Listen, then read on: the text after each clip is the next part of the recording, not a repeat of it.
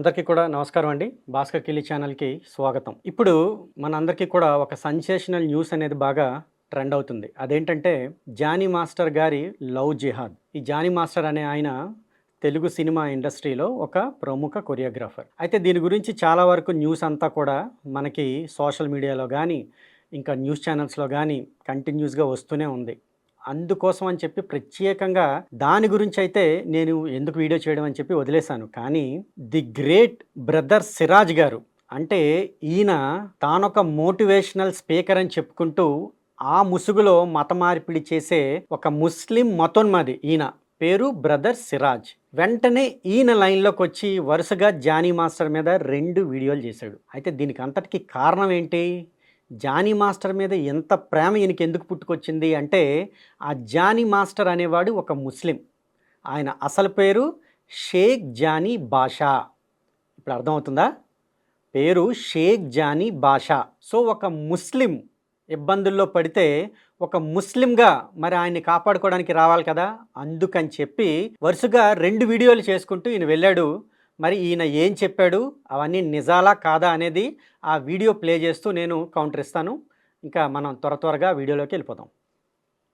Cyberabad commissionerate ఆయనపై protection of children from sexual offences POCSO చట్టం కింద కేసు నమోదు చేసి సెప్టెంబర్ 19 గురువారం నాడు గోవాలోని ఓ హోటల్లో Cyberabad special operations team SOT arrest చేసింది.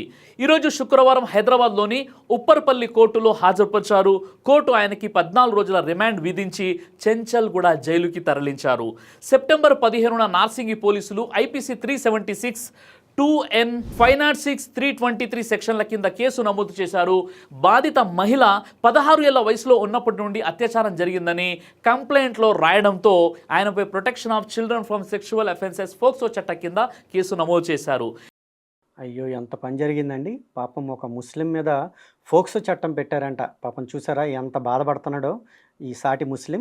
బాధిత మహిళ తెలంగాణ రాష్ట్ర మహిళా కమిషన్కు తనకు ఎదురైన కష్టాలను సవివరంగా వివరిస్తూ 40 పేజీల చేతిరాత పత్రాన్ని సమర్పించింది. అయితే జానీ మాస్టర్ ఇప్పుడు నిందితుడు, దోషి అని విచారణలో తెలిస్తే ఒకవేళ నిజంగా ఆయన తప్పు చేస్తే చట్టం ఆయన్ని కఠినంగా శిక్షించాలి, ఇందులో ఎలాంటి సందేహం లేదు. కానీ నిందితుడు ముస్లిం కాబట్టి లవ్ జిహాద్ అనే కోణంలో ఆరోపణలు చేయడం ఒక పెద్ద పైశాచికత్వం. ముస్లిం కనుకనే లవ్ జిహాద్ చేస్తాడు. ఇంకా ఏ మతంలో కూడా లవ్ జిహాద్ అనేది లేదు. ఒక ముస్లిం మాత్రమే లవ్ జిహాద్ చేయగలడు. మరి ముస్లిం లవ్ జిహాద్ చేసేటప్పుడు అది ఆరోపణ చేయడం అనేది పైశాచికత్వం ఎలా అవుతుంది? ఎందుకంటే ఏ ఇతర మతాల్లో కూడా లవ్ జిహాద్ అనే కాన్సెప్ట్ లేదు. ఇది గుర్తుపెట్టుకోవాల్సిన అంశం. ఎందుకంటే నిన్న జానీ మాస్టర్ గారి భార్య టీవీ9తో మాట్లాడుతూ ఏమన్నారు, ఆయన ఎదుగుదలను ఓర్వలేక కొంతమంది కుట్ర పని ప్లానింగ్తో ఇదంతా చేస్తున్నారు, ఆ అమ్మాయి చేసిన ఆరోపణలు నిజమని ప్రూఫ్ అయితే నేను నా భర్తని కూడా వదిలేస్తాను అని అంత ఖచ్చితంగా జానీ మాస్టర్ భార్య నిన్న టీవీ9తో ఈ విషయాలు మాట్లాడింది. జానీ మాస్టర్ భార్య లవ్ జిహాద్పై స్పందిస్తూ, నా అసలు పేరు సుమలత, మా అమ్మ వాళ్ళ ఇంట్లో నన్ను సుమలత అని పిలుస్తారు, అత్తవారి ఇంట్లో ఆయిషా అని పిలుస్తారు, లవ్ జిహాద్ అనేది ఇక్కడ లేనే లేదు, నేను నా ఆచారాలను పాటిస్తాను, జానీ మాస్టర్ కూడా హిందూ ఆచారాలను పాటిస్తాడు, నన్ను ఎవరు బలవంత పెట్టలేదు, ఏం చేయలేదు, ఇదంతా కావాలని చేస్తున్న పని అని ఆమె మీడియాతో చాలా స్పష్టంగా మాట్లాడారు.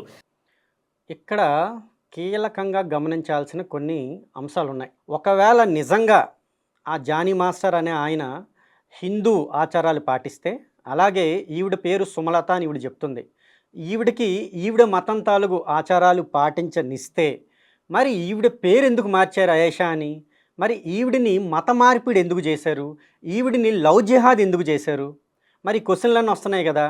ఎవరి మతానికి వాళ్ళు స్పేస్ అనేది ఇచ్చుకుంటే ఖచ్చితంగా ఈవిడి పేరే ఉండేది కదా. తల్లిదండ్రుల ఇంట్లోనేమో సుమలత అని ఉండేటప్పుడు ఆవిడ అత్తగారింటికి వచ్చిన తర్వాత కూడా సుమలత అనే పిలువబడాలి కదా. అయోషా కింద ఎందుకు మార్చారు? మరి ఈ ప్రశ్నకి సమాధానం ఎవరిస్తారు? బ్రదర్ సిరాజ్ గారు ఇస్తారా, లేకపోతే జానీ మాస్టర్ గారి భార్య ఇస్తుందా?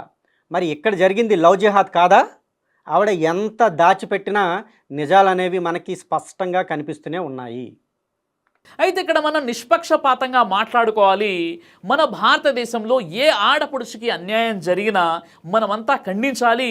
అలాంటి ఆడపడుచులకు మనం అండగా నిలబడాలి. ఇందులో కూడా ఎలాంటి సందేహం లేదు. కానీ నేరం చేసినవాడు ఏ మతానికి చెందినవాడు, ఏ కులానికి చెందినవాడు అని చూసినప్పుడు ఇక నిజంగా మనంత దుర్మార్గులు ఇంకా ఎవరు ఉండరు. కానీ ఇక్కడ జానీ మాస్టర్ విషయంలో అతను ముస్లిం కాబట్టి చాలా మంది విద్వేషపరులైన యూట్యూబర్స్ విషం కక్కే ప్రయత్నం చేస్తున్నారు. నేను వీరిని అడుగుతున్నాను, మన దేశంలో స్త్రీలపై అనేక వందల లైంగిక దాడులు జరుగుతున్నప్పుడు వీరెక్కడున్నారండి? ఇదే ప్రశ్న నేను సిరాజ్ గారికి కూడా అడుగుతున్నాను. దేశంలో అనేక వందల అత్యాచారాలు జరిగేటప్పుడు ఈయనెక్కడున్నారు? ఈయనప్పుడు ఎందుకు మాట్లాడలేదు? కేవలం ఒక ముస్లిం మీద ఆరోపణ వచ్చినందుకే కదా ఈయన వచ్చాడు. మరి ఈయనకి మిగతా వాళ్ళని అక్యూజ్ చేసే హక్కు ఎవడిచ్చాడు? ముందు నీ ముడ్డి కింద ఏముందో నువ్వు చూసుకో, తర్వాత మిగతా వాళ్ళ గురించి మాట్లాడు. National crime records bureau NCRB ప్రకారం దేశం మొత్తం మీద ప్రతిరోజు భారతదేశంలో అత్యాచారానికి గురవుతున్న స్త్రీల సంఖ్య 87 మంది. ప్రతిరోజు ఒరే నాయన, 87 మంది కాదురా, 87 మంది. ముందు తెలుగు తిన్నగా నేర్చుకొని సాగు, తర్వాత మాట్లాడదు కానీ. భారతదేశంలో కేవలం వరకట్నం పేరుతో చంపబడుతున్న మహిళల సంఖ్య 20 మంది.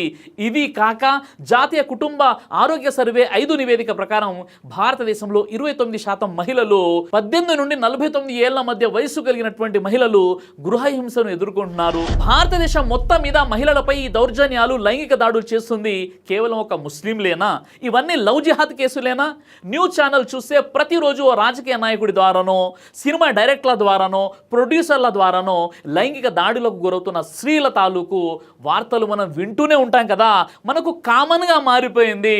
ఆశ్చర్యకరమైన విషయం ఏంటంటే దేశంలో మహిళలపై జరుగుతున్న ఇన్ని వేల దౌర్జన్యాల్లో ఒకవేళ నేరస్తుడు ముస్లిం అయితే మటుకు దేశం మొత్తం మీద ఒక్క నేరమే హైలైట్ అయిపోతుంది. సోషల్ మీడియా దద్దరిల్లిపోతుంది. అది చివరకు లవ్ జిహాద్ అయి కూర్చుంటుంది. అక్కడికేదో ఆ నేరం ముస్లిం సమాజం దగ్గరుండి అతనితో చేయించినట్టు ఆ నేరం మొత్తం ముస్లిం సమాజానికి అంటుకుంటుంది. మొత్తం ముస్లిం సమాజానికి వ్యతిరేకంగా హిందువుల మెదల్లో విషం నింపాలని చూసే యూట్యూబర్లు చెలరేగిపోవడం మొదలైపోతుంది. ఇక్కడ ఈయన గారి బాధ ఏంటి అంటే, అన్ని విషయాలని తీసుకొస్తూ, అనేక ఉదాహరణలను తీసుకొస్తూ, ఎవరైతే ఒక ముస్లిం చేసిన ఒక తప్పైతే ఉందో అది కూడా కామనే కదా అని చెప్పి మాట్లాడుతున్నాడు అనమాట. సో ఎంతమంది ఎన్ని చేసినా కూడా అవేవి బయటికి రావట్లేదు. కేవలం ఒక ముస్లిం చేసిన తప్పుని మాత్రమే మీరు ఎందుకు హైలైట్ చేస్తున్నారు? అది మొత్తం ముస్లిం సమాజం మీదకి ఎందుకు వెళ్ళిపోతుంది? ఆ ముస్లిం సమాజాన్ని తప్పుగా, దోషిగా చూపిస్తూ మిగతా తాలూకు హిందువుల మెదల్లో మీరు విషం నింపుతున్నారని చెప్తున్నాడు ఈయన. నిజానికండి ఒక మాట మనం ఇక్కడ మాట్లాడుకోవాలి. నిజమే, ఈయన అన్న దాంట్లో ఒక పాయింట్ అయితే ఉంది. చాలా వరకు కూడా అత్యాచారాలు అనేవి, లేకపోతే లైంగిక వేధింపులు అనేవి చాలా కామన్గా జరుగుతున్నాయి అనేది అయితే మాత్రం నిజంగా పచ్చి నిజం.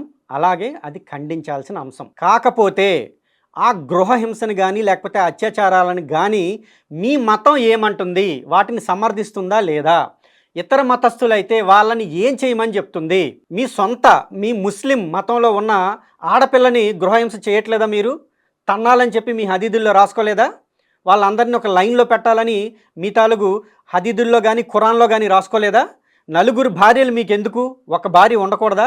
నలుగురు భార్యలు ఉండాలని మీరు రాసుకున్న వాళ్ళు, మీరు ఆడవాళ్ళ గురించి, ఆడవాళ్ళ మీద అత్యాచారాల గురించి మాట్లాడతారా?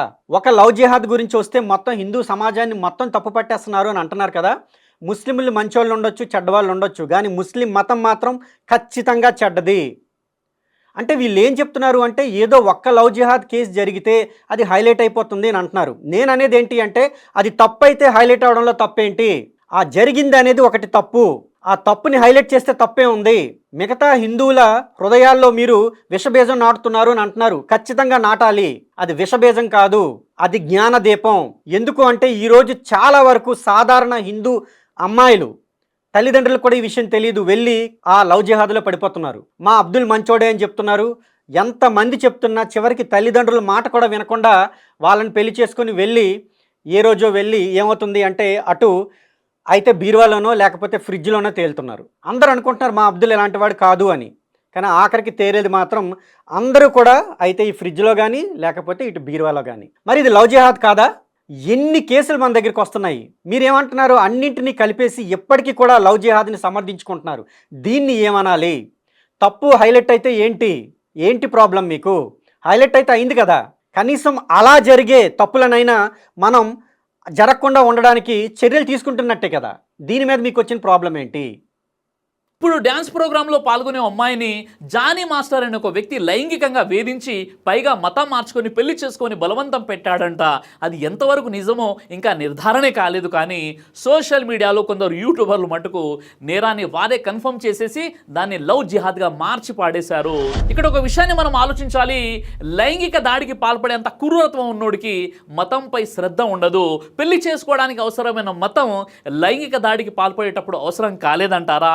ఇది ప్రశ్నించడం మానేసి చూసారా ఈ ముస్లింల టార్గెట్ ఏమిటో, ఇకనైనా మన హిందూ ఆడపిల్లలను రక్షించుకోకపోతే వీరి వల్ల మన హిందూ సమాజం కనుమరుగవ్వక తప్పదు అంటూ సామాన్య హిందువులలో కాలకూట విషయాన్ని నింపుతూ తీవ్రమైన భయాందోళనకు గురి చేయటం తీవ్రమైన దుర్మార్గం కాదంటారా? ఒక్కసారి మీరే ఆలోచించండి. ఇతర మతస్థులను, ముఖ్యంగా ఇతర మతస్థుల ఆడపిల్లలను మీ మతం, మీ ఖురాన్, మీ హదీదులు లేదా మీ యొక్క ప్రవక్త ఏం చెప్పారో సూటిగా ఒక్కసారి చెప్పండి సిరాజ్ గారు. వాళ్ళని ఏం చేసినా తప్పంటుందా? అసలు కన్సిడరేషన్లోకి తీసుకుంటుందా? ఇది నాకు స్పష్టంగా చెప్పండి. చెప్పి అప్పుడు మీరు మిగతా మాటలు మాట్లాడండి. లైంగిక దాడి చేసేసి మతం మార్చుకొని పెళ్లి చేసుకొని బలవంతం పెట్టాడన్నది రుజువైతే అలాంటి వాడిని ముందు ముస్లిం సమాజమే ఒప్పుకోదు. అలాంటి వాడిని చట్టం ప్రకారమే శిక్షించాలి. తప్పితే నేరస్తుడు ముస్లిం అయితే ఆ నేరానికి మొత్తం ముస్లిం సమాజాన్ని బాధ్యులుగా చేసేసి శాడిజం ఏమిటో నాకు ఇప్పటికి కూడా అర్థం కాదు. రివర్సులో ఒకవేళ గనక లైంగిక దాడికి పాల్పడింది హిందూ మతానికి చెందిన వ్యక్తి అయితే దానిని ఏమనాలి? భగ్వా లవ్ ట్రాప్ అని పిలవాలా? చూసారా ఏమని అడుగుతున్నాడు ఈయన? ఒకవేళ అంట హిందూ మతస్థుడు ఎవరైనా కానీ లైంగికంగా ఒక అమ్మాయిని వేధిస్తే భగ్వా లవ్ ట్రాప్ అని పిలవాలా అంటున్నాడు. ఇంతకీ హిందూ మతస్థుడు లైంగికంగా ఎవరిని వేధించాడు అది చెప్పట్లేదు. మరి ఇక్కడ భగ్వా లవ్ ట్రాప్ అనే మాట అసలు ఎందుకు వస్తుంది? ఎక్కడన్నా కానీ హిందూ గ్రంథాలలో జిహాద్ చేయాలి లేదా ఇతర మతస్థుల అమ్మాయిలను చెరపట్టాలి, వాళ్ళని తెచ్చుకోవాలి, వాళ్ళని బానిసలుగా చేసుకోవాలి, వాళ్ళతో పిల్లలు కనాలి, ఇలా ఏమైనా హిందూ గ్రంథాల్లో రాసున్నాయా? లేదా హిందువులు ఎవరైనా ఇతర మతాల అమ్మాయిలను మతానికి చిహ్నంగా వాడుకుంటున్నారా? ఈ పని చేస్తుంది మీరు కాదా? అట్లీస్ట్ మీలో కొందరు కాదా? మరి అనవసరంగా హిందువుల మీద ఎందుకు అబండాలు వేస్తున్నారు? ఇక్కడ ఒక ముస్లిం తప్పు చేస్తే ఈయనొచ్చి ఆయనని కాపాడడమే కాకుండా ఏమీ చేయని హిందువుల మీద ఈయన అబండాలు వేస్తున్నాడు. మీకు అర్థమవుతుందా? ఎంత క్లియర్గా ఈయన విషం కక్కుతున్నాడో మీకు తెలుస్తుందా? మతం పేరు మీద ఇలా ఒకరికొకరు విమర్శించుకుంటూ కూర్చుంటే ఇక దేశం ఎటు వెళ్ళిపోతుందండి? ఒక్కసారి మీరు ఆలోచించండి. ఇక్కడ నిందితుడు ముస్లిం కాబట్టి లవ్ జిహాద్ అంటున్నారు.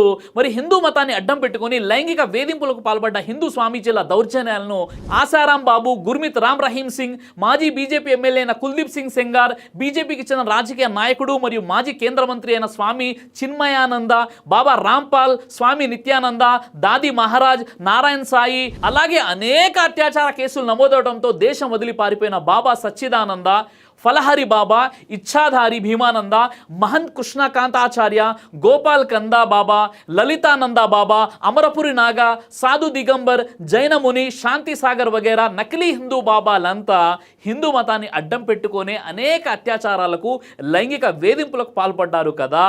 వీరందరిపైన అత్యాచారాలు, లైంగిక వేధింపుల కేసులు ఉన్నాయి. కొంతమంది అయితే రుజువు అయిపోయి జైలు శిక్షలు కూడా పడ్డాయి కదా. నేను చెప్పే ఈ హిందూ స్వామీజీల పట్ల మీకు అనుమానం ఉన్నట్లయితే మీరు గూగుల్లో సెర్చ్ చేసి కూడా చూసుకోవచ్చు.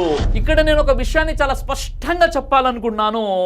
హిందూ అయినా ముస్లింలైనా ఎవరైనా మతాన్ని మధ్యలోకి తెచ్చి నేరం చేసినోడిని ముందు ఆ మత వర్గం నుండి వెలివేసే శిక్ష పడేలా నిరసన తెలియజేయాలి. తప్పితే స్వంత మతానికి చెందినవాడు చేసే నేరాలను పట్టించుకోకుండా, నేరం చేసింది ఒకవేళ ఏ ముస్లిమో అయితే ముస్లిం సమాజం అంతా హిందువులపై దౌర్జన్యం చేసే విలన్లుగాను, హిందువులంతా పాపం నోట్లో వేలెట్టినా కొరకడం చేతగాని అమాయకులు అన్నట్లు చిత్రీకరించి సామాన్య ప్రజల్లో భయాందోళనలు రేకెత్తించడం, భావోద్రేకాలను రెచ్చగొట్టడానికి మించిన తీవ్రవాదం మరొకటి ఉండదని నేను ఖచ్చితంగా చెప్తున్నాను.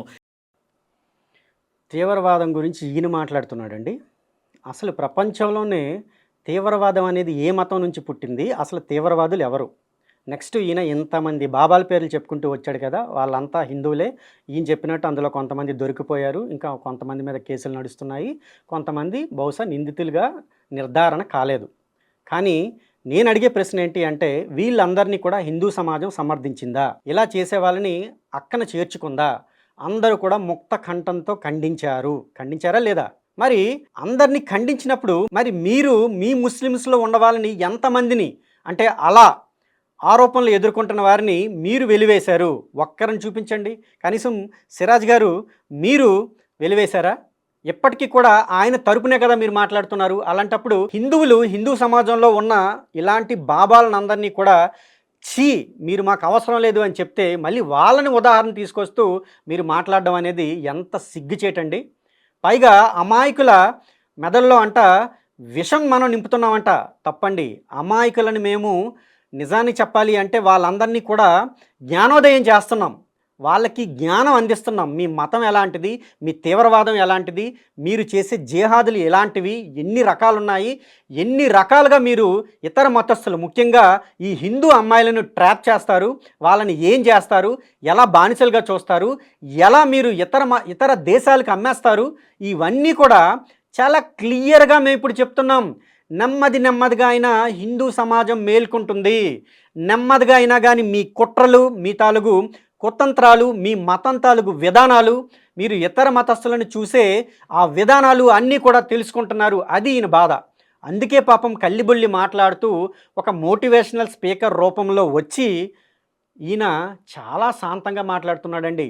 ఇలాంటి వాళ్ళ మాటలు విన్నారంటే మీరు మరొకసారి ఉచ్చులో పడతారు. ఇలాంటి వాళ్ళ మాటలు విన్నారంటే మరొకసారి మోసపోతారని నేను ఖచ్చితంగా చెప్తున్నాను. ఇలాంటి వారు స్త్రీలపై దేశంలో అనేక వందల లైంగిక దాడులు జరుగుతున్నప్పుడు ఎక్కడ నిద్రపోతుంటారు? కేవలం నేరస్తులు ముస్లిమా కాదా అని మాటు వేసుకుని ఎదురు చూస్తూ, ఒకవేళ నేరస్తులు ముస్లిమే అయితే వీరంతా ఒక్కసారిగా ఎందుకు సోషల్ మీడియాలో రెచ్చిపోతుంటారు? హిందూ ముస్లిం వేర్పాటువాద విషయాన్ని ఎందుకు చిమ్మటం మొదలు పెడతారు? ఒక్కసారి మీ ఆత్మ పరిశీలన మీరే చేసుకోండి. హిందూ ముస్లిం వేర్పాటువాద విషయాన్నంట ఎందుకు మీరు బయటకు తీసుకొస్తున్నారో నేను అడుగుతున్నాడు. అసలు వేర్పాటువాదం మొదలైంది ఎక్కడ? వేర్పాటువాదంతో మాకొక దేశం కావాలని చెప్పి పాకిస్తాను, ఇటువైపు బంగ్లాదేశ్ అని చీల్చింది ఎవరు? మేం వేరు, మీరు వేరు, మనది ద్విజాతి, మీకు మాకు పడదు అని చెప్పి దూరంగా వెళ్ళిపోయింది ఎవరు? ఈ ముస్లింలు కాదా? ఒక 2 దేశాలను తీసుకుంది ఎవరు? ఈ ముస్లింలు కాదా? మరి ఎంత సులువుగా, ఎంత చాకచక్యంగా అబద్ధాలు చెప్తున్నాడో మీకు అర్థమవుతుందా? ఉల్టా చోర్ కొత్తవాళ్ళకో డాటే అని చెప్పి ఒక సామెత ఉంది. అది ఈయన నిజం చేస్తున్నాడు. దొంగ ఈయన, దొంగలు వీళ్ళలో ఉంటారు. అలాంటిది ఆ దొంగలను వెనకపెట్టి వాళ్ళని సమర్థిస్తూ తిరిగి అమాయకులను ఈయన క్వశ్చన్ చేస్తున్నాడు. వేర్పాటువాదంతో మొదలైన ఇస్లామిస్టులను ఈయన వెనక పెట్టుకొని ఏమీ తెలియని హిందువులను వేర్పాటువాదం మీరు ముందుకు తీసుకొస్తున్నారని మాట్లాడుతున్నాడు. అర్థమవుతుందా మీకు? చివరిగా నేను ఒక విషయం చెప్తున్నాను. ఇస్లాంలో ఎక్కడ కూడా లవ్ జిహాద్ పేరుతో హిందూ అమ్మాయిల్ని వల వేసి ఇస్లాం మతంలోకి మార్చండి అని ఖురాన్లో కానీ ప్రవక్త ముహమ్మద్ సల్లల్లాహు అలైహి వసల్లం వారి బోధనలో కానీ ఎక్కడా చెప్పబడలేదు. ఒకవేళ ఏ ముస్లిం అలా చేసినట్లయితే తీవ్రంగా అది ఖండించాల్సిన విషయం. కాబట్టి నేరాన్ని నేరంగా చూడండి. నేరస్తుడు ఏ మతం వాడో చూసి ఆ మతం తమ మతం కానట్లయితే ఆ వ్యక్తిని హైలైట్ చేస్తూ, చూసారా ఈ మతం వాళ్ళు ఇలానే ఉంటారని లవ్ జిహాద్ లాంటి దిక్కుమాలిన టైటిల్ పెట్టేసి మీ టీఆర్పీ కోసం మీరు ప్రయత్నాలు చేయకండి. ఇకనైనా మీ బుద్ధి మార్చుకుంటారని నేను ఆశిస్తున్నాను. జై హింద్. ఈయన చెప్పిన దాంట్లో ఒకటి నిజం. లవ్ జిహాద్ అనే పదం అయితే మనకి ఖురాన్లో కానీ లేకపోతే హదీదుల్లో కానీ కనబడదు. కానీ అసలు జిహాద్ అనే పదం ఉందా లేదా అనే దానికి ఈయన సమాధానం ఇవ్వాలి. అసలు జిహాద్ అని ఎందుకు చేస్తున్నారు? అమాయక ప్రజలను ఎందుకు మతం పేరిట చంపుతున్నారు? మీ మతం పాటించకపోతే చంపేస్తారా? మీ మతం పాటించకపోతే వాళ్ళు ఈ భూమి మీద బ్రతికే హక్కే లేదా? అలా మీ దేవుడు చెప్పాడని చెప్పి దాన్ని మా మీద రుద్ది ప్రపంచంలో ఎంతమందిని మీరు చంపారు? ఆ జిహాద్లోనే కొత్త పుంతలు తొక్కి ఈరోజు ఈ లవ్ జిహాద్ అనేది రాలేదా? ఈ లవ్ జిహాద్ ఏంటి? అమ్మాయిలను, హిందూ అమ్మాయిలను వశం చేసుకొని వాళ్ళ ద్వారా పిల్లలు గంటే అంట వీళ్ళు స్వర్గానికి డైరెక్ట్గా వెళ్ళిపోతారంట. అలాంటి కేసులు ఈరోజు ఎన్ని బుక్ అవుతున్నాయి? అదే కేసు మీద హిందూ అమ్మాయిలను పెళ్లి చేసుకొని తర్వాత మతం మార్చి వాళ్ళతో పిల్లలు కన్న తర్వాత వాళ్ళను ఎందుకు చంపేస్తున్నారు? నిజంగా అసలు లవ్ జిహాదే లేకపోతే ఈ కేసులన్నీ ఎక్కడి నుంచి వచ్చినట్టు? ఇన్ని కేసులు మనకి ఎలా కనబడుతున్నట్టు? National award winner Jani master పై అతని అసిస్టెంట్ లైంగిక దాడి ఆరోపణలు చేసిన ఘటన సంచలనం రేపింది. 21 ఏళ్ల అమ్మాయి హైదరాబాద్లోని రాయదుర్గ్ పోలీస్ స్టేషన్లో ఫిర్యాదు చేసింది. తనని అత్యాచారం చేయడంతో పాటు గాయపరిచాడని పేర్కొంది. అలానే ఇండస్ట్రీలోని అవకాశాలను అడ్డుకోవడంతో పాటు శారీరకంగా, మానసికంగా వేధిస్తున్నాడని, దీనితో పాటే ఎఫ్ఐఆర్లో కీలక అంశాలు ఉన్నాయి. మధ్యప్రదేశ్కి చెందిన బాధితురాలు ఎఫ్ఐఆర్లో ఆ యువతి చెప్పిన వివరాల వివరాల ప్రకారం 2017లో ఢీ షోలో జానీ మాస్టర్ తనకు పరిచయమైనట్టు తెలిపింది. 2019లో అతని వద్ద అసిస్టెంట్ కొరియోగ్రాఫర్గా చేరింది. ఓ షో కోసం ముంబైకి వెళ్ళిన టైంలో తనని లైంగికంగా వేధించాడని, ఈ విషయం ఎవరికి చెప్పొద్దని బెదిరించేవాడని, షూటింగ్ కు సంబంధించిన వాహనంలో కూడా తనని వేధించాడని బాధితురాలు చెప్పింది. ఇలా చెన్నై, ముంబై, హైదరాబాద్ తో సహా పలు నగరాల్లో అవుట్డోర్ షూటింగ్ చేస్తున్నప్పుడు తనపై లైంగికంగా వేధింపులకు పాల్పడ్డాడని ఆ ఫిర్యాదులో పేర్కొనడం జరిగింది. జానీ మాస్టర్ పై లైంగిక ఆరోపణల నేపథ్యంలో జనసేన పార్టీలో ప్రచార కార్యక్రమాల్లో కీలక సభ్యుడిగా, పవన్ కళ్యాణ్కి అత్యంత ఆప్తుడిగా ఉన్న జానీ మాస్టర్ ని పార్టీ కార్యక్రమాలకు దూరంగా ఉండాలని ఆ పార్టీ ఆదేశించింది. ఇక్కడ చాలా మంది మీడియా వాదనల ప్రకారం ఆ అమ్మాయి మధ్యప్రదేశ్ కు చెందినటువంటి మహిళ. 2017లో జానీ మాస్టర్ కి అమ్మాయికి మధ్య పరిచయం ఏర్పడింది. 2019లో ఆయన దగ్గర అసిస్టెంట్ కొరియోగ్రాఫర్ గా జాయిన్ అయింది. ఆ తర్వాత ఒక షో కోసం ఆయనతో పాటు ముంబైకి వెళ్ళింది. ముంబైలో ఆమెపై లైంగిక దాడి చేశాడు అని ఆ ఫిర్యాదులో పేర్కొంది. ఆ తర్వాత 2019 నుండి 5 సంవత్సరాల పాటు ఆమెతో అసభ్యకరంగా ప్రవర్తిస్తూ ఉంటే, రేప్ చేసే ప్రయత్నం చేస్తుంటే, ఇంత హింసించి బాధ పెట్టి ఉంటే అప్పటి నుండి ఇప్పటి వరకు కేసు వేయకుండా ఇప్పుడెందుకు కేసు వేయాల్సి వచ్చిందనే దానిపై లోతైన చర్చ జరుగుతుంది. ఇప్పుడు జానీ మాస్టర్ కనుక తప్పు చేస్తుంటే పోలీసులు అతనిపై చర్యలు తీసుకోవాలి, ఆ అమ్మాయికి న్యాయం జరగాలి, ఇందులో ఎలాంటి సందేహం లేదు. కానీ ఈ 5-6 ఏళ్లుగా ఇద్దరు కలిసి ట్రావెల్ చేసి ఆ విధంగా ఆమెను బలవంత పెడుతున్నప్పుడు ఆమె అతని నుండి ఎందుకు దూరం వెళ్ళలేదు, అప్పుడు ఎందుకు కంప్లైంట్ ఇవ్వలేదు? ఒక అమ్మాయికి మాన మర్యాదల కంటే ఏది కూడా ఎక్కువ కాదు కదండి. ఇంత జరిగిన అతని దగ్గరే ఎందుకు పనిచేసింది అనే ప్రశ్నలు ఇప్పుడు మనకు వినిపిస్తున్నాయి. జనరల్గా అందరికీ వచ్చే డౌట్ ఇదే. అప్పుడెప్పుడో 2016-17లోనో వాళ్ళు కలిసి అప్పటి నుంచి ఇప్పటి వరకు ట్రావెల్ చేసిన తర్వాత ఆ మధ్యలో అత్యాచారం జరిగితే ఇప్పుడు మాత్రమే ఈ అమ్మాయి ఎందుకు స్పందించింది అని. అసలు ఇలాంటి చాలా ఘటనలు ఇంతకు ముందు కూడా జరిగాయి. వాళ్ళు ఎప్పుడో అంతకుముందు ఎప్పుడో మేము పలానా పని చేస్తున్నప్పుడు లేదా దగ్గరగా ఉండేటప్పుడు పలానా వాడు పలానా అమ్మాయి పైన లైంగికంగా వేధించాడని చెప్పి కేసులు రావడం కానీ, వాటిని ఈ యొక్క కోర్టులు కానీ లేకపోతే పోలీసులు కానీ తీసుకోవడం కూడా జరిగింది. అది నేరం రుజువైతే వాళ్లకు శిక్షలు పడిన సందర్భాలు కూడా ఉన్నాయి. అయితే ఇక్కడ ఈ విషయంలోకి వస్తే, ఇక్కడ జానీ మాస్టర్ ఆ అమ్మాయి మధ్య ఏం జరిగింది అనేది చాలా వరకు కూడా ఈ యొక్క న్యూస్ ఛానల్స్ కానీ లేకపోతే సోషల్ మీడియా కానీ చెప్పని కొన్ని విషయాలు నేను మీతో చెప్పాలి. ఇక్కడ ఏం జరిగిందంటేనండి, ఆ అమ్మాయి ముంబైలో ఉంది, తర్వాత ఆ అమ్మాయిని ఇక్కడికి తీసుకొచ్చారు. వీళ్ళు ఒక ఢీ షోలో అనేది కలవడం జరిగింది, అంతవరకు కరెక్ట్. ఆ అమ్మాయి మీద జానీ మాస్టర్ కన్ను పడింది. ఆ తర్వాత తను అసిస్టెంట్గా పెట్టుకుంటానని చెప్పి ఆ అమ్మాయికి ఉద్యోగం ఇవ్వడం కూడా జరిగింది. ఆ క్రమంలోనే ఆమెపై ఆయన అత్యాచారం అనేది చేశాడు, అంతవరకు కూడా కరెక్ట్. అది రిమాండ్లో కూడా తను ఒప్పుకున్నాడు. ఆ తర్వాత ఏం జరిగింది అంటే, ఆ అమ్మాయి ఎందుకు కంప్లైంట్ ఇవ్వలేదు పోలీసులకి అంటే, వాళ్ళిద్దరూ కూడా అలా చేస్తున్నప్పుడు, అంటే ఆ ప్రయాణం చేస్తున్నప్పుడు ఒకవేళ తను బయటకు వస్తే తను అవకాశాలు కోల్పోతుందేమో అనే భయంతో ఆమె కంప్లైంట్ ఇవ్వలేదు. ఇదే విషయాన్ని ఝాన్సీ గారు కూడా ఒక వీడియో పెడుతూ చాలా స్పష్టంగా చెప్పారు. ఆ వీడియో కూడా మీరు ఇప్పుడు చూడండి. క్విడ్ ప్రో కో అంటే నేను నీకు నా ఫేవర్ ఇస్తాను, నువ్వు నాకు పని ఇవ్వు, ఇది కూడా సెక్షువల్ హారాస్మెంట్ కిందకే వస్తుంది. Can I underline that again and repeat that again? Quid pro quo, నేను నీకు, నువ్వు ఫేవర్ నన్ను అడిగావు నాకు పని ఇస్తాను అని, కానీ నేను నీకు ఇచ్చాను, కానీ ఆ పని పూర్తయిన తర్వాత నాకు రావాల్సినటువంటి బెనిఫిట్ నాకు రానప్పుడు నేను నీకు ఇచ్చినటువంటి దాన్ని క్వశ్చన్ చేస్తున్నాను. నువ్వు నాకు ఇస్తానో నాకు రాలేదు, మరి నేను నీకు ఫేవర్ ఇచ్చాను కదా ఏంటి అని, రైట్? అది క్విడ్ ప్రోకో, అది కూడా హారాస్మెంటే. అలాంటి సందర్భంలో ఆ అమ్మాయి ఇచ్చిన కన్సెంట్, ఈ కేసు అనే కాదు ఏ కేసు అయినా సరే, అలాంటప్పుడు ఇచ్చిన కన్సెంట్ నాట్ వ్యాలిడ్ కన్సెంట్ అని కూడా అంటోంది. సో కన్సెంట్కి చుట్టుపక్కల ఉన్నటువంటి వ్యాలిడిటీ గురించి ఈ కమిటీ చాలా చాలా చాలా చాలా లీగల్ పాయింట్స్ తోటి వెళ్తోంది. Because this is not an ఒకటే హారాస్మెంట్ కేసు కాదు, ఇందులో మల్టిపుల్ కోణాలు ఉన్నాయి, డొమెస్టిక్ ఇష్యూస్ ఉన్నాయి, అఫేర్ అని ఉంది, ఆల్సో ఎందుకు ఆ అమ్మాయి ఇన్నాళ్ల నుంచి వర్క్ చేస్తున్నా కూడా ఎందుకు చెప్పుకోలేకపోయింది అని ఉంది. సో రకరకాల అలిగేషన్స్ ఉన్నాయి, వీటన్నిటిని కూడా మనం చూస్తున్నాం. నేను నీకు ఇది ఇస్తే నువ్వు నాకు అది ఇవ్వు అంటే అది క్విడ్ ప్రోకో టైప్ అన్నమాట. నేను నీకు అవకాశాలు ఇస్తాను, నువ్వు నా సుఖాన్ని ఇవ్వు లేదా నా సుఖాలను తీర్చు అని అమ్మాయిపై పెట్టడం కూడా ఒక క్రైమే అని ఆవిడ స్పష్టంగా చెప్పింది. సో చట్టంలో ఇది కూడా ఉంది కనుక ఆ అవకాశాలు కోల్పోతాయేమో అని చెప్పి అమ్మాయి అప్పుడు భయపడి ఉండవచ్చు. ఇది ఒక కోణం అయితే, తర్వాత ఏం జరిగింది అంటే ఆ అమ్మాయిని క్రమంగా పెళ్లి చేసుకుంటాను అని ఈయన అనుకున్నాడు. అప్పుడు ఈయన గారి మత మార్పిడికి గురైన అంటే లవ్ జిహాద్కి గురైన అయేషా ఉరఫ్ సుమలత అనే మొదటి భార్య దానిని తీవ్రంగా అడ్డుకుంది. అడ్డుకోవడమే కాదు, అటు ఆ అమ్మాయిని కూడా బెదిరించింది. అది కూడా మనకి రిమాండ్లో తెలిసింది. సో అప్పుడేం జరిగింది, ఈ గొడవలన్నీ నాకెందుకని చెప్పి ఆ బాధితురాలు ఏం చేసింది అంటే ఇంకా ఈయనకి దూరంగా జరగడం అనేది స్టార్ట్ చేసింది. ఈయనతో కాంటాక్ట్ అనేది తెంచుకోవడం స్టార్ట్ చేసింది. సో అంతకు ముందు వాళ్ళిద్దరు కూడా కన్సెక్చువల్ సెక్స్ అనేది చేసి ఉంటే ఉండవచ్చు, కానీ తర్వాత ఏం జరిగింది, ఆవిడ దూరం వెళ్ళిపోయిన తర్వాత కూడా ఈయన ఆవిడ స్టూడియోలో పనిచేసే దగ్గరికి వెళ్ళి ఆవిడ్ని పిలవడం కానీ, లేకపోతే ఆవిడ్ని ఇబ్బంది పెట్టడం కానీ, ఆవిడ్ని టార్చర్ చేయడం కానీ చేసేవాడు. ఇది సినిమా ఇండస్ట్రీలో చాలా మందికి తెలుసు. సో ఇప్పుడు ఆవిడ దూరంగా వెళ్ళిపోయిన తర్వాత మళ్ళీ జానీ మాస్టర్ ఆవిడ దగ్గరికి వెళ్లాల్సిన అవసరం ఏం వచ్చింది, ఆమెను ఎందుకు ఇబ్బంది పెట్టాల్సి వచ్చింది, మరి ఇది చట్టపరంగా తప్పు అవునా కాదా?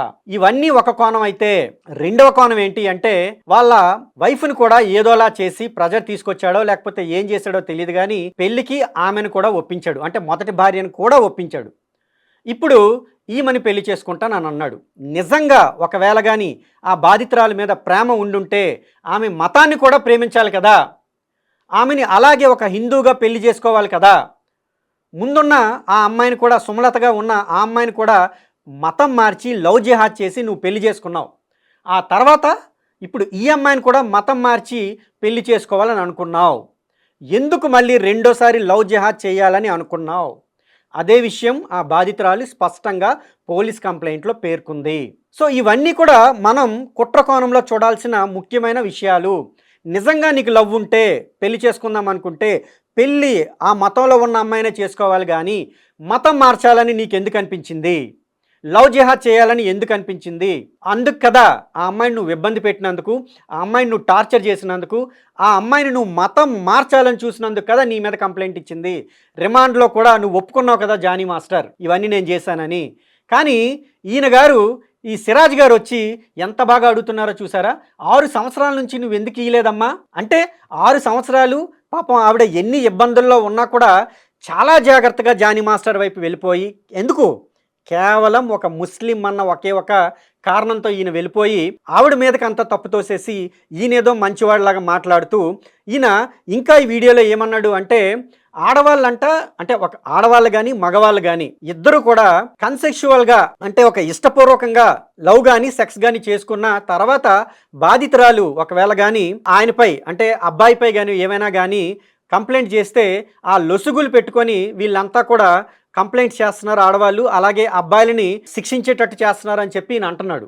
బహుశా నిజమేనేమో. మరి అలాంటప్పుడు జానీ మాస్టర్ ముందే నాకు ఎందుకు వచ్చి నీ గొడవ అని చెప్పి దూరంగా ఉండాల్సింది కదా. ఎందుకు ఈ అమ్మాయిని తగులుకున్నాడు, ఎందుకు ఈ అమ్మాయితో లైంగికంగా ఉన్నాడు, తర్వాత ఈ అమ్మాయిని ముఖ్యంగా ఎందుకు మతం మార్చాలని చూశాడు? ఇప్పుడు ఇంకొక కీలకమైన విషయం ఏంటి అంటే, ముందు అమ్మాయిని మతం మార్చాడు, ఆ అమ్మాయిని ముస్లింల్లోకి తీసుకొచ్చాడు, ఇప్పుడు విడాకులు ఇచ్చేద్దామని చూస్తున్నాడు. మరి ఇప్పుడు ఆవిడ పరిస్థితి ఏంటి? ఆవిడకి ఆల్రెడీ 2 పిల్లలు ఉన్నారని మనకు తెలుస్తుంది. మరి ఇప్పుడు ఆవిడ ఎవరిని పెళ్లి చేసుకుంటుంది? ఇస్లాంలో ఎవడికో 4వ భార్యగా వెళ్ళాలా, లేదా ఇప్పుడు ఆవిడ మతం మారిపోయింది కనుక ఏ హిందువైనా పెళ్లి చేసుకుంటాడా? ఏంటి ఇప్పుడు ఆవిడ పరిస్థితి? రేపు పొద్దున్న ఈవిని కూడా మతం మార్చి నీ మోజు తీరిపోయిన తర్వాత ఈవిని కూడా వదిలేసి రేపొద్దున ఇంకొక అమ్మాయి వెనక పడతావా, హిందూ అమ్మాయి వెనక? ఎందుకంటే నలుగురిని పెళ్లి చేసుకోవచ్చు, ఎంతమందినైనా ఉంచుకోవచ్చు అని చెప్పి బానిసలుగా నీ మతం నీకు బోధిస్తుంది కదా. దీనికి ఈ సిరాజ్ గారు ఏమంటారు? మరి ఎంత కుట్రకోణం మనకి స్పష్టంగా కనిపిస్తున్నప్పుడు ఎలా సిగ్గు లేకుండా సిరాజ్ గారు మీరు వచ్చి ఒక లవ్ జిహాద్ చేసిన ఒక ఇస్లామిక్ టెర్రరిస్ట్ని, టెర్రరిస్ట్ అనే అంటాను, తీవ్రవాదం అంటే ఏదో బాంబులేసి కాల్చేసి చంపేయడం కాదు, ఇలా లవ్ జిహాద్ చేసి అమ్మాయిలను మతం మార్చి వాళ్ళని లైంగికంగా వేధించే వాళ్ళని కూడా టెర్రరిస్టులనే అనాలి. మరి అలాంటి వాడిని కేవలం ముస్లిం అని చెప్పి నువ్వు వచ్చి ఇక్కడ సపోర్ట్ చేస్తున్నట్టు కాదా? హిందువులందరూ కూడా మేల్కోవాలి, హిందువులందరూ కూడా తెలుసుకోవాలి, ఈ లవ్ జిహాద్ గురించి ఖచ్చితంగా తెలుసుకోవాలి, దాని నుంచి బయటపడాలి. ముఖ్యంగా తల్లిదండ్రులు వీటి గురించి తెలుసుకొని తమ పిల్లలకి చిన్నప్పటి నుంచే ఈ మృగాలు ఎలా ఉంటారు అనేది చెప్పి లవ్ జిహాద్ నుంచి తమ పిల్లలను కాపాడాలని చెప్పి హిందూ తల్లిదండ్రులందరినీ కూడా మనస్ఫూర్తిగా వేడుకుంటున్నాను. జై హింద్.